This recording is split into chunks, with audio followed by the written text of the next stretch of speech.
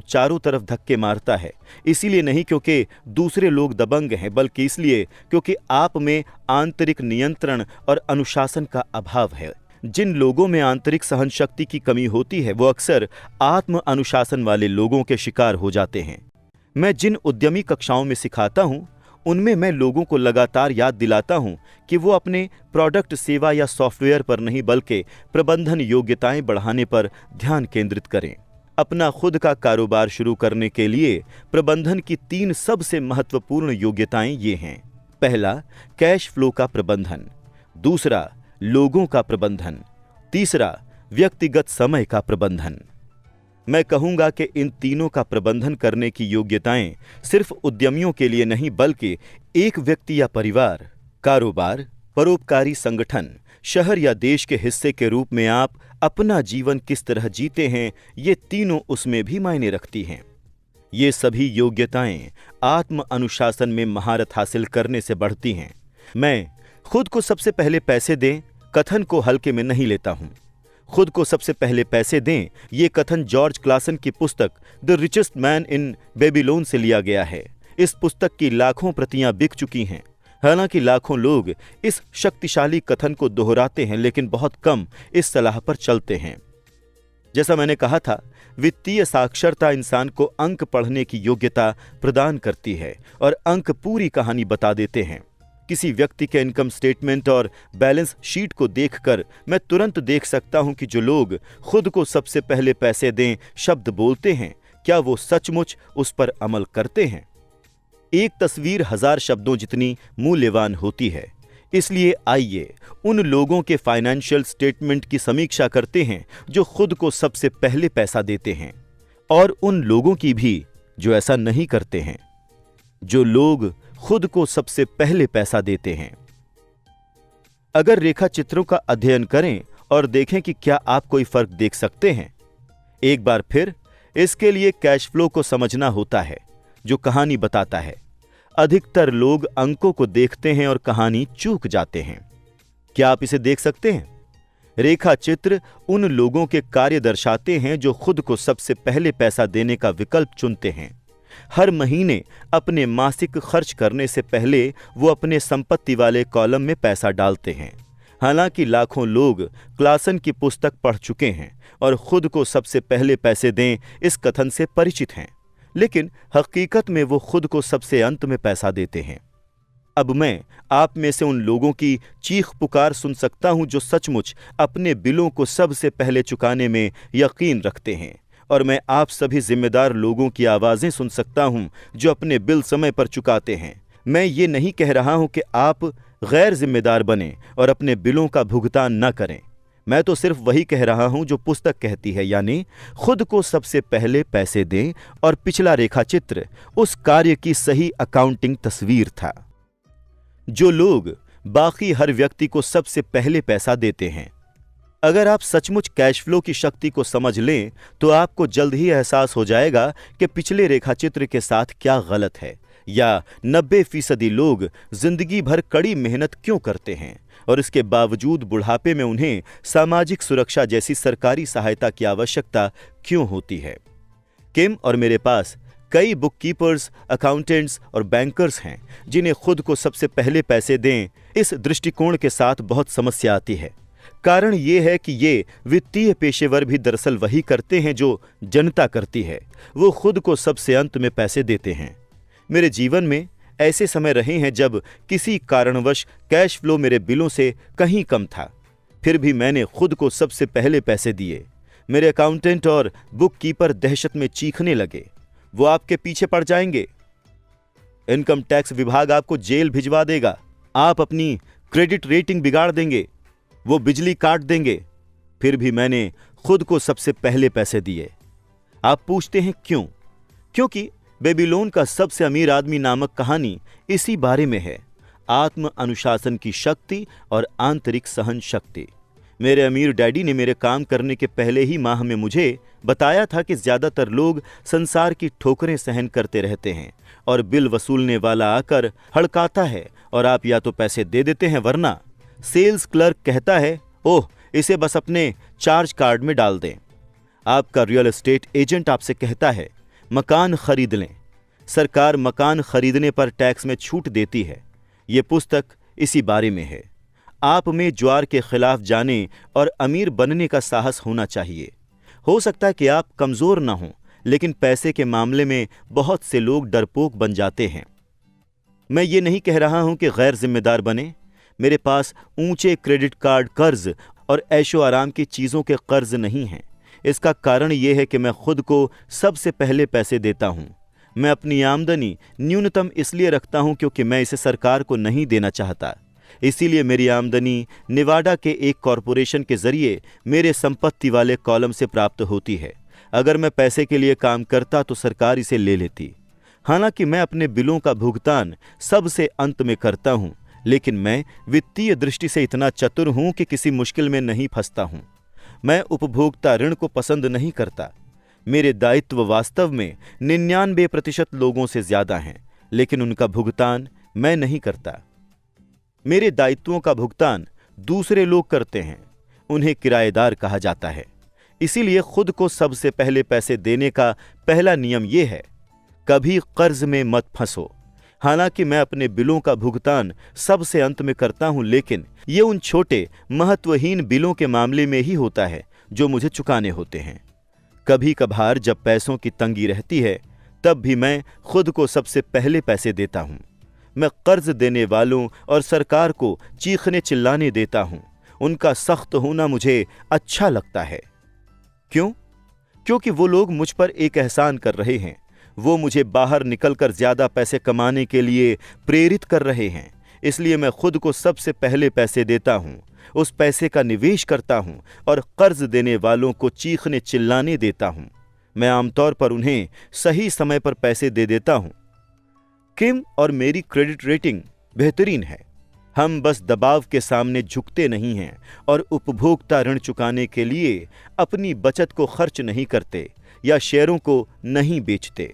इसमें बहुत ज्यादा वित्तीय समझदारी नहीं है।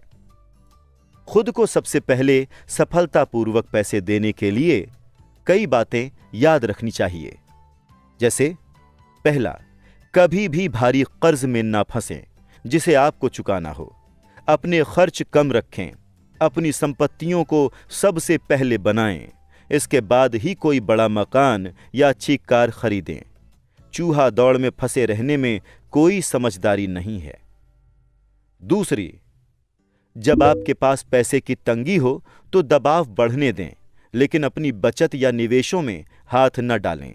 दबाव का इस्तेमाल अपनी वित्तीय प्रतिभा को प्रेरित करने के लिए करें, ताकि ये ज्यादा पैसे कमाने और आपके बिलों का भुगतान करने के नए तरीके सोचे। इससे आपकी पैसा बनाने की योग्यता और वित्तीय बुद्धि दोनों ही बढ़ जाएंगी। मैं बहुत बार वित्तीय मुश्किलों में फंसा हूं, लेकिन मैंने हमेशा ज्यादा आमदनी कमाने के लिए अपने दिमाग का इस्तेमाल किया है और अपने संपत्ति वाले कॉलम में मौजूद संपत्तियों की दृढ़ता से रक्षा की है। मेरा बुककीपर चिल्लाता हुआ दौड़ लगाकर छिप गया था, लेकिन मैं एक अच्छे सैनिक की तरह किले की रक्षा कर रहा था। संपत्ति का किला। गरीब लोगों में गरीब आदतें होती हैं। बचत में हाथ डालना एक आम बुरी आदत है।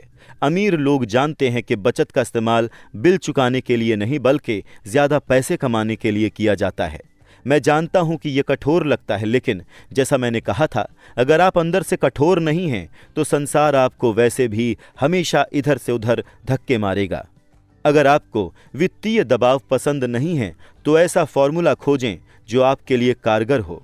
एक अच्छा फॉर्मूला है खर्च कम करना, अपना पैसा बैंक में रखना, इनकम टैक्स में अपने न्यायपूर्ण हिस्से से ज्यादा भुगतान करना, सुरक्षित म्यूचुअल फंड्स खरीदना और फिर औसत बने रहने की कसम खाना। लेकिन ये खुद को सबसे पहले पैसे दें नियम का उल्लंघन है। ये नियम आत्मत्याग या वित्तीय संयम को प्रोत्साहित नहीं करता है। इसका मतलब ये नहीं है कि आप खुद को सबसे पहले पैसे देने के बाद भूखे मर जाएं। जीवन आनंद के लिए मिला है। अगर आप अपनी वित्तीय प्रतिभा का आह्वान करते हैं तो आपको जीवन की सारी चीजें मिल सकती हैं। आप अमीर बन सकते हैं और बिल चुका सकते हैं, और इसी को वित्तीय बुद्धि कहते हैं। छठा, अपने ब्रोकर्स को अच्छे पैसे दें। अच्छी सलाह की शक्ति। कई बार मैं देखता हूं कि लोग अपने मकान के सामने एक तख्ती लगा देते हैं जिस पर लिखा होता है मालिक द्वारा बिकाऊ है। या मैं टीवी पर लोगों को देखता हूं जो डिस्काउंट ब्रोकर्स होने का दावा करते हैं। मेरे अमीर डैडी ने मुझे इसके विपरीत नीति पर चलना सिखाया था। वो पेशेवरों को अच्छे पैसे देने में यकीन करते थे और मैं भी उन्हीं की नीति पर चलता हूं। आज मेरे पास महंगे वकील, अकाउंटेंट, रियल एस्टेट ब्रोकर्स और शेयर दलाल हैं। क्यों? क्योंकि अगर, और मेरा मतलब है अगर, ये लोग पेशेवर हैं तो उनकी सेवाओं से आपका मुनाफा बढ़ना चाहिए और वो मुझसे जितने ज्यादा पैसे कमाते हैं उनकी बदौलत मैं उससे बहुत ज्यादा पैसे कमाता हूं। हम सूचना युग में रहते हैं। सूचना बेशकीमती है। एक अच्छा ब्रोकर आपको जानकारी देगा लेकिन साथ ही वो आपको शिक्षित करने के लिए समय भी देगा। मेरे कई ब्रोकर्स मेरे लिए ये करते हैं।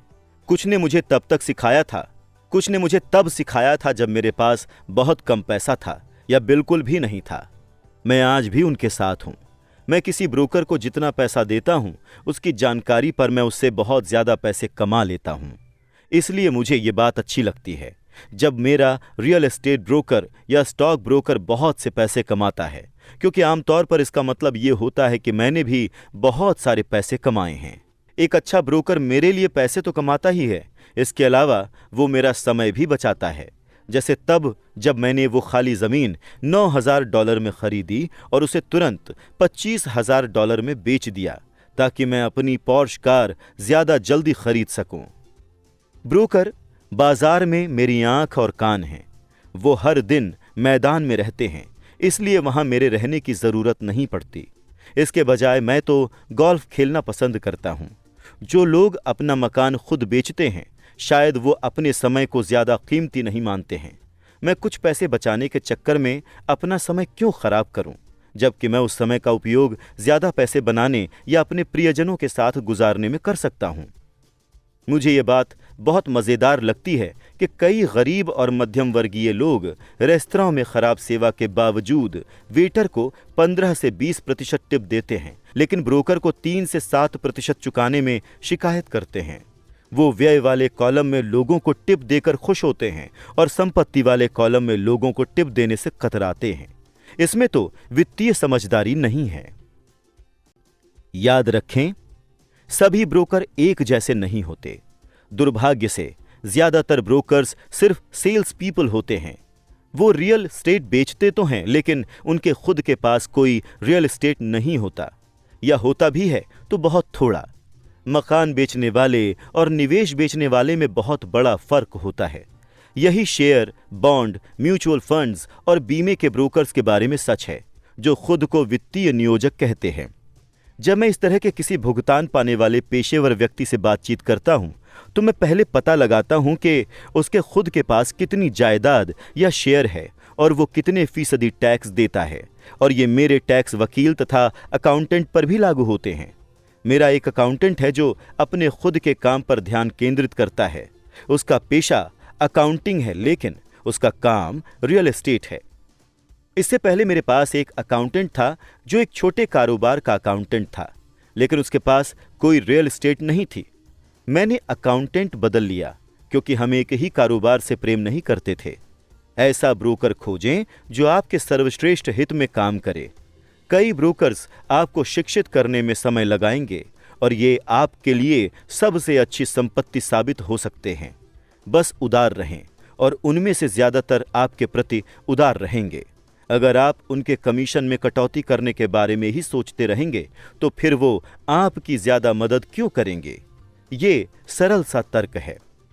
जैसा मैंने पहले कहा था, प्रबंधन की एक योग्यता लोगों का प्रबंधन करना है। कई लोग सिर्फ उन्हीं लोगों का प्रबंधन कर पाते हैं जो उनसे कम चतुर हों और जिन पर उनकी शक्ति हो। मध्यम श्रेणी के कई मैनेजर मध्यम श्रेणी में ही बने रहते हैं और उन्हें प्रमोशन नहीं दिया जाता है क्योंकि वो सिर्फ अपने मातहतों के साथ ही काम करना जानते हैं, अपने ऊपर के लोगों के साथ काम करना नहीं जानते। वास्तविक योग्यता है किसी तकनीकी क्षेत्र में अपने से श्रेष्ठ और चतुर व्यक्तियों का प्रबंधन करना और उन्हें अच्छे पैसे देना। इसीलिए कंपनियों का एक संचालक मंडल होता है, आपका भी होना चाहिए। इसी में वित्तीय समझदारी है। 7वां, इंडियन गिवर बने।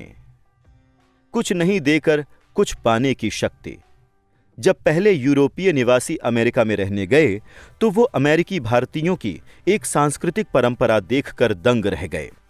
मिसाल के तौर पर अगर किसी गोरे आदमी को ठंड लगती थी तो अमेरिकी भारतीय उसे कंबल दे देते थे।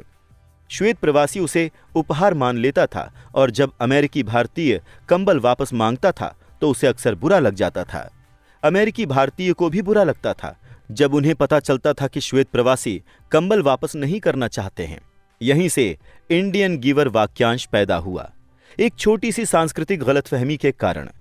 संपत्ति वाले कॉलम के संसार में इंडियन गिवर बनना दौलत के लिए बहुत जरूरी है। प्रबुद्ध निवेशक का पहला सवाल यह होता है, मेरा पैसा मुझे कितनी जल्दी वापस मिल सकता है। वो ये जानना चाहते हैं कि उन्हें मुफ्त में क्या मिलेगा। इसीलिए ROI यानी निवेश पर मुनाफा इतना महत्वपूर्ण है। मिसाल के तौर पर मुझे फोरक्लोजर में एक छोटा कॉन्डोमिनियम मिला। ये मेरे घर से कुछ ही ब्लॉक दूर था।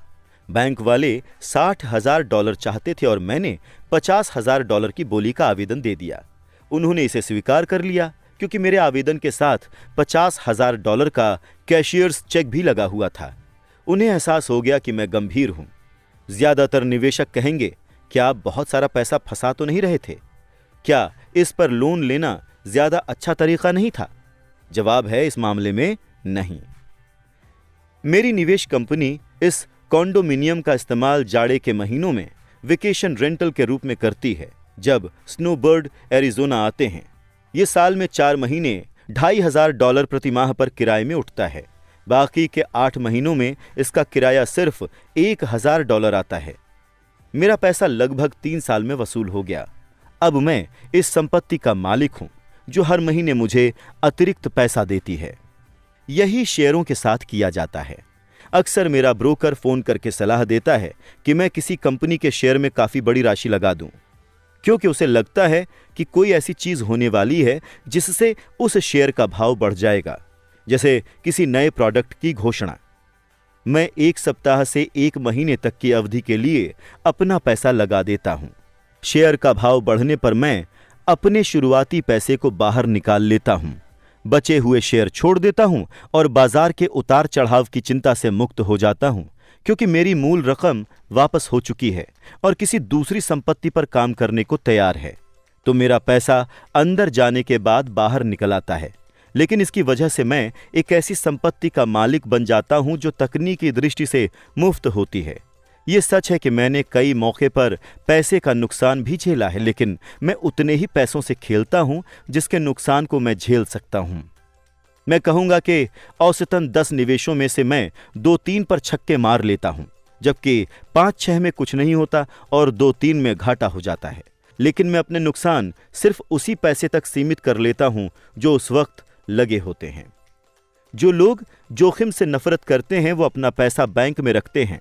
दीर्घकालीन दृष्टि से सुरक्षित बचत शून्य बचत से बेहतर होती है, लेकिन अपना मूलधन वापस निकालने में बहुत समय लगता है और ज्यादातर मामलों में इसके साथ आपको मुफ्त में कुछ नहीं मिलता। मेरे प्रत्येक निवेश में मुझे कोई ना कोई चीज मुफ्त मिलनी चाहिए, जैसे कॉन्डोमिनियम, मिनी स्टोरेज, मुफ्त प्लॉट, मकान, शेयर या ऑफिस की इमारत, और जोखिम सीमित या कम होना चाहिए। कई पुस्तकें पूरी तरह से इस विषय पर समर्पित हैं, इसीलिए मैं इस बारे में यहां बात नहीं करूंगा। मैकडॉनल्ड्स के मशहूर संस्थापक रे क्रॉक हैमबर्गर फ्रेंचाइजी इसलिए नहीं बेचते थे क्योंकि उन्हें हैमबर्गर्स से प्यार था, बल्कि इसलिए बेचते थे क्योंकि उन्हें उस फ्रेंचाइजी के नीचे की रियल एस्टेट मुफ्त में मिलती थी। इसलिए समझदार निवेशकों को निवेश पर लाभ यानी ब्याज दर से आगे तक देखना चाहिए। उन्हें यह देखना चाहिए कि मूलधन वापस निकालने पर उन्हें कौन सी संपत्तियां मुफ्त मिलती हैं। यही वित्तीय बुद्धि है। 8वां, विलासिताएं खरीदने के लिए संपत्तियों का इस्तेमाल करें। एकाग्रता की शक्ति। एक दोस्त का बेटा बहुत खर्चीला था और ऐसा लगता था जैसे वो अपनी जेब में छेद कर रहा हो। 16 साल की उम्र में ही वो अपनी खुद की कार चाहता था। बहाना, सभी मित्रों के माता पिता ने अपने बच्चों को कार खरीद कर दी है। लड़का अपनी बचत में से पैसे निकालकर कार का डाउन पेमेंट देना चाहता था। उसके पिता ने मुझे फोन किया और फिर सलाह लेने के लिए मुझसे मिलने आए। क्या आप सोचते हैं कि मुझे उसे ऐसा करने देना चाहिए या मैं भी दूसरे पिताओं की तरह उसे कार खरीद कर दे दूं? मैंने जवाब दिया, इससे कुछ समय के लिए तो दबाव कम हो जाएगा, लेकिन भविष्य के लिए वो कौन सा सबक सीखेगा? क्या आप कार का मालिक बनने की उसकी इस इच्छा का इस्तेमाल करके उसे कुछ सीखने के लिए प्रेरित कर सकते हैं? अचानक उसके दिमाग की बत्ती जल गई और वो तेजी से घर की ओर चला गया। 2 महीने बाद मैं अपने मित्र से दोबारा मिला। मैंने पूछा, क्या आपके बेटे को नई कार मिल गई? नहीं, उसे नहीं मिली, लेकिन मैंने उसे कार के लिए $3000 दे दिए। मैंने उससे कहा कि वो अपने कॉलेज मनी के बजाय मेरे पैसों का इस्तेमाल करे। वाह, ये तो आपकी उदारता है, मैंने कहा। दरअसल ऐसा कुछ नहीं है, पैसे के साथ एक शर्त जुड़ी है। शर्त क्या है? मैंने पूछा। देखिए, सबसे पहले तो हमने आपका कैश फ्लो गेम खेला, फिर हमने पैसे के समझदारीपूर्ण उपयोग के बारे में लंबी बातचीत की। उसके बाद मैंने उसे द वॉल स्ट्रीट जर्नल की सदस्यता दिला दी और शेयर बाजार पर कुछ पुस्तकें भी दिला दी। फिर क्या हुआ? मैंने पूछा। शर्त क्या थी? मैंने उससे कहा कि वो $3000 उसके थे, लेकिन वो उस पैसे से सीधे कार नहीं खरीद सकता था। वो उसका इस्तेमाल करके किसी शेयर ब्रोकर को खोजने और शेयर खरीदने बेचने में कर सकता था। एक बार जब वो उस $3000 को 6000 कर लेगा तो फिर वो उसमें से कार खरीद सकता है और बाकी का $3000 उसके कॉलेज फंड में चला जाएगा। और परिणाम क्या हुआ? मैंने पूछा। देखिए, अपने शेयर व्यापार में वो शुरुआत में तो खुशकिस्मत रहा, लेकिन कुछ दिनों बाद काफी रकम गंवा दी। फिर उसकी सच्ची रुचि जागी। आज मैं कहूंगा कि उसके $2000 कम हो चुके हैं, लेकिन उसकी दिलचस्पी आसमान छू रही है। उसने मेरी खरीद कर दी हुई सारी पुस्तकें पढ़ ली हैं और अब वो अधिक पुस्तकें लाने के लिए लाइब्रेरी जाता है। वो उत्साह से द वॉल स्ट्रीट जर्नल पढ़ता है और सूचकों पर नजर रखता है। उसके पास सिर्फ $1000 बचे हैं, लेकिन उसकी दिलचस्पी और ज्ञान आसमान छू रहे हैं। वो जानता है कि अगर ये बचे हुए पैसे चले गए तो उसे 2 साल तक पैदल चलना होगा, लेकिन उसे अब उसकी कोई परवाह नहीं है। वो तो कार लेने में रुचि भी नहीं दिखाता है, क्योंकि उसे एक ज्यादा मजेदार खेल मिल गया है। मैंने पूछा, अगर वो सारा पैसा गंवा दे तो क्या होगा? तब की तब देखी जाएगी। मैं तो यही चाहूंगा कि वो हर चीज अभी गंवा दे, बजाय इसके कि वो हमारी उम्र में आकर हर चीज गंवाने का जोखिम ले। और इसके अलावा मेरी समझ से मैंने उसकी शिक्षा पर अब तक जितने पैसे खर्च किए हैं, उनमें यही $3000 सबसे सार्थक रहे हैं। वो जो सीख रहा है वो जीवन भर उसके काम आएगा और ऐसा लगता है कि अब वो पैसे की शक्ति का सम्मान करने लगा है। जैसा मैंने पहले कहा था, अगर कोई व्यक्ति आत्म अनुशासन की शक्ति में माहिर नहीं बन सकता तो अमीर बनने की कोशिश नहीं करना ही सबसे अच्छा है। मैं ऐसा इसलिए कहता हूं क्योंकि हालांकि संपत्ति वाले कॉलम से कैश फ्लो विकसित करने की प्रक्रिया सिद्धांततः आसान है, लेकिन पैसे को सही इस्तेमाल की दिशा दिखाने का मानसिक संयम मुश्किल साबित होता है। बाहरी प्रलोभनों के कारण आज के उपभोक्ता जगत में ये ज्यादा आसान होता है कि पैसे को खर्च करने वाले कॉलम में उड़ा दिया जाए। कमजोर मानसिक संयम की वजह से धन न्यूनतम प्रतिरोध के रास्तों पर बह जाता है। यही गरीबी और वित्तीय संघर्ष का कारण है। आगे का उदाहरण ये दिखाता है कि अधिक धन बनाने की खातिर धन को दिशा देने के लिए वित्तीय बुद्धि की जरूरत होती है। अगर हम 100 लोगों को साल की शुरुआत में $10,000 दें तो मेरे हिसाब से साल के अंत में ये होगा 80 के पास कुछ भी नहीं बचेगा। दरअसल कई तो उस पैसे से नई कार, फ्रिज, इलेक्ट्रॉनिक उपकरण या वेकेशन का डाउन पेमेंट देकर ज्यादा कर्ज में डूब जाएंगे। दूसरा ये होगा कि 16 उस $10,000 को 5 से 10% बढ़ा लेंगे और उनमें से 4 लोग इसे बढ़ाकर 20,000 या $1,000,000 कर लेंगे। हम कोई पेशा सीखने के लिए स्कूल इसलिए जाते हैं ताकि हम पैसे के लिए काम कर सकें। मेरे विचार से पैसे से अपने लिए काम कराना सीखना भी उतना ही महत्वपूर्ण होता है। हर आदमी की तरह मैं भी विलासिता की चीजों को पसंद करता हूं। फर्क ये है कि मैं उन्हें कर्ज लेकर नहीं खरीदता। ये तो आस पड़ोसियों की बराबरी करने का जाल है। जब मैं पोर्श खरीदना चाहता था तो आसान राह ये होती कि मैं अपने बैंकर को फोन करके कर्ज ले लेता। दायित्व वाले कॉलम में ध्यान केंद्रित करने का विकल्प चुनने के बजाय मैंने संपत्ति वाले कॉलम में ध्यान केंद्रित करने का विकल्प चुना। अब तो मुझे आदत पड़ चुकी है कि मैं उपभोग की इच्छा का इस्तेमाल इस तरह करता हूं ताकि ये निवेश करने की मेरी वित्तीय प्रतिभा को प्रेरित और प्रोत्साहित करे। आजकल अपनी मनचाही चीजें पाने के लिए लोग पैसे कमाने के बजाय पैसे उधार लेने पर ध्यान केंद्रित करते हैं। ये रास्ता अल्पकाल में तो आसान होता है, लेकिन दीर्घकाल में ज्यादा मुश्किल साबित होता है। ये एक ऐसी बुरी आदत है जिसमें हम फंस चुके हैं, व्यक्तिगत तौर पर भी और देश के रूप में भी। याद रखें, आसान राह अक्सर मुश्किल बन जाती है और मुश्किल राह अक्सर आसान बन जाती है। आप खुद को और अपने प्रियजनों को जितनी जल्दी धन का मालिक बनने के लिए प्रशिक्षित कर सकते हैं, उतना ही बेहतर है। धन बहुत बड़ी ताकत है। दुर्भाग्य से लोग धन की शक्ति का इस्तेमाल अपने खिलाफ करते हैं। अगर आपकी वित्तीय बुद्धि कम है तो पैसा आपको जमीन पर पटक देगा, वो आपसे ज्यादा चतुर होगा। अगर पैसा आपसे ज्यादा चतुर है तो आप जीवन भर इसके लिए काम करेंगे। धन का मालिक बनने के लिए आपको इससे ज्यादा चतुर होने की जरूरत है। फिर पैसा वही करेगा जैसा आप उससे करने को कहेंगे। यह आपकी आज्ञा का पालन करेगा। इसका गुलाम बनने के बजाय आप इसके मालिक होंगे। इसी में वित्तीय समझदारी है। 9, नायक चुने, मिथक की शक्ति। बचपन में मैं विली मेज, हैंक एरन और योगी बेरा का दीवाना था। वो मेरे नायक थे और मैं उन्हीं जैसा बनना चाहता था। मैं उनके बेसबॉल कार्ड संजोकर रखता था। मैं उनके आंकड़े मुंह जबानी जानता था। आरबीआई, ईआरए, उनके बैटिंग औसत, वो कितना कमाते थे और वो माइनर लीग से ऊपर कैसे आए। 9-10 साल की उम्र में जब मैं बेसबॉल खेलने के लिए मैदान में उतरता था या फर्स्ट बेस या कैचर खेलता था तो ये मैं नहीं होता था। मैं तो मशहूर बेसबॉल खिलाड़ी होने का नाटक करता था। ये वो बहुत शक्तिशाली तरीका है जिससे हम सीखते हैं, लेकिन प्रायः वयस्क बनने के बाद हम इसे खो देते हैं। हम अपने नायकों को खो देते हैं। आज मैं अपने घर के पास छोटे बच्चों को बास्केटबॉल खेलते देखता हूं। मैदान में वो छोटे जॉनी नहीं होते हैं, वो तो अपना प्रिय बास्केटबॉल नायक होने का नाटक कर रहे होते हैं। नायकों की नकल या अनुकरण करना सीखने का सचमुच शक्तिशाली तरीका है। बड़े होने के बाद आज मेरे नए नायक हैं, मेरे गोल्फ नायक हैं और मैं उनके शॉट की नकल करता हूं तथा उनके बारे में हर चीज पढ़ने की पूरी कोशिश करता हूं। मेरे Donald Trump, Warren Buffett, Peter lynch, George Soros और जिम रॉजर्स जैसे नायक भी हैं। मैं उनके आंकड़े उसी तरह जानता हूं जिस तरह के बचपन में मैं अपने बेसबॉल नायकों के ईआरए यानी कि अर्न्ड रन एवरेज और आरबीआई रन्स बैटेड इन जानता था। वॉरेन बफे जिसमें निवेश करते हैं, मैं उसकी निगरानी करता हूं और मैं बाजार संबंधी उनके दृष्टिकोण के बारे में सब कुछ पढ़ने की कोशिश करता हूं तथा इस बारे में भी जानना चाहता हूं कि वो शेयर कैसे चुनते हैं।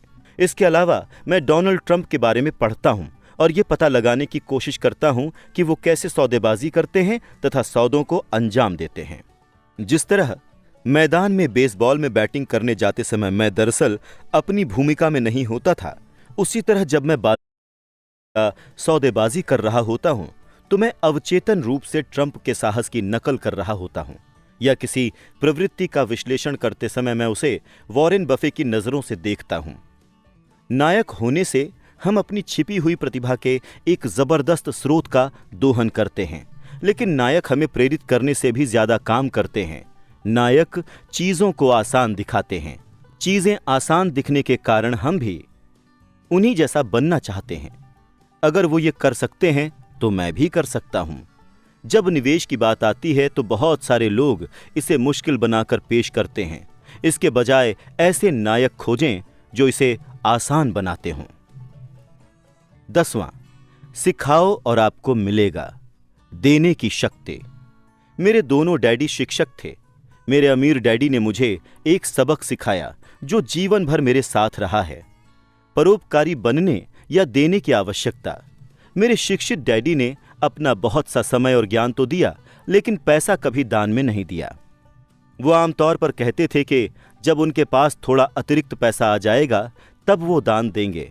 लेकिन जाहिर है कि उनके पास शायद ही कभी अतिरिक्त पैसा आया हो। मेरे अमीर डैडी शिक्षा के साथ साथ पैसे भी दान में देते थे। वो टाइदिंग या दशमांश दान में दृढ़ता से यकीन रखते थे। वो हमेशा कहते थे, अगर आपको कुछ चाहिए तो आपको इसे पहले देने की जरूरत है। जब उनके पास पैसे की कमी रहती थी तब भी वो अपने चर्च या अपनी पसंदीदा परोपकारी संस्था को पैसे दान में देते थे। अगर मैं आपके साथ केवल एक ही विचार छोड़ सकूं तो वो विचार यही होगा, जब भी आप किसी चीज की कमी या जरूरत को महसूस करें तो आप अपनी मनचाही चीज पहले दे दें और इसके बाद ये ढेर सारी होकर आपके पास लौटेगी। ये पैसे, मुस्कान, प्रेम या मित्रता किसी भी चीज के बारे में सच है।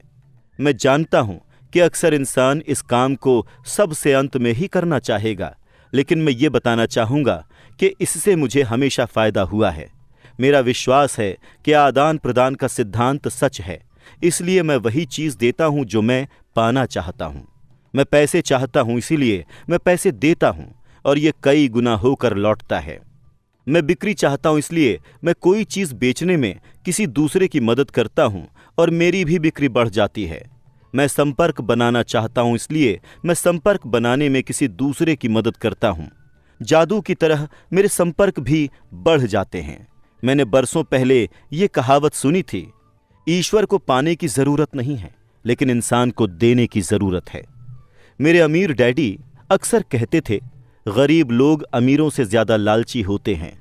वो स्पष्ट करते थे कि अगर कोई आदमी अमीर है तो इसका मतलब है कि वो दूसरों को कोई मनचाही चीज प्रदान कर रहा था। मेरे जीवन में जब भी मैंने खुद को जरूरतमंद या पैसे की कमी या मदद की कमी महसूस करते पाया है तो मैंने अपने दिल को टटोला कि मैं क्या करना चाहता हूं और फिर मैंने उसे पहले देने का फैसला किया। और जब जब मैंने दिया, ये हमेशा मेरे पास लौट कर आया। इससे मुझे एक कहानी याद आती है। एक आदमी जाड़े की ठंडी रात में जलाऊ लकड़ी हाथ में लेकर बैठा था। वो अंगीठी से चिल्लाकर कह रहा था, जब तुम मुझे थोड़ी गर्मी दोगी तब मैं तुम में लकड़ी डालूंगा। चाहे बात पैसे, प्रेम, खुशी, बिक्री या संपर्कों की हो, इंसान को बस यही याद रखने की जरूरत है कि अपनी मनचाही चीज पाने के लिए उसे पहले देना होगा। मैं क्या चाहता हूं और मैं इसे किसी दूसरे को कैसे दे सकता हूं, अक्सर ये सोचने भर से ही वरदानों की बौछार शुरू हो जाती है। जब भी मैं महसूस करता हूं कि लोग मेरी तरफ देखकर मुस्कुरा नहीं रहे हैं तो मैं मुस्कुराने लगता हूं और हेलो कहने लगता हूं। जादू की तरह मेरे आसपास अचानक बहुत से मुस्कुराने वाले लोग जमा हो जाते हैं।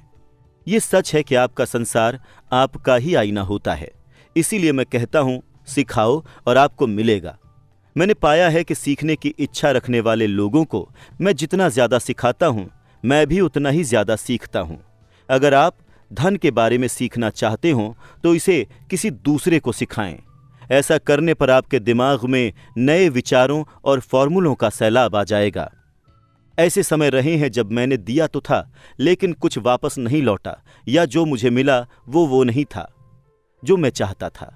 ऐसे मौकों पर गहरे निरीक्षण और आत्म अवलोकन के बाद मैंने पाया कि मैं इन प्रकरणों में देने के लिए नहीं बल्कि पाने के लिए दे रहा था। मेरे डैडी ने शिक्षकों को सिखाया, इसलिए वो बेहतरीन शिक्षक बन गए। मेरे अमीर डैडी हमेशा युवाओं को कारोबार करने का तरीका सिखाते थे।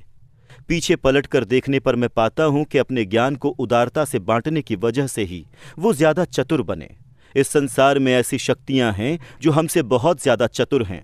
आप वहां अपने दम पर पहुंच सकते हैं, लेकिन उन शक्तियों की मदद से ये काम कहीं अधिक आसान हो जाता है। इसके लिए आपको तो बस इतना ही करना है कि आप उदार रहें और वो शक्तियां भी आपके प्रति उदार रहेंगी।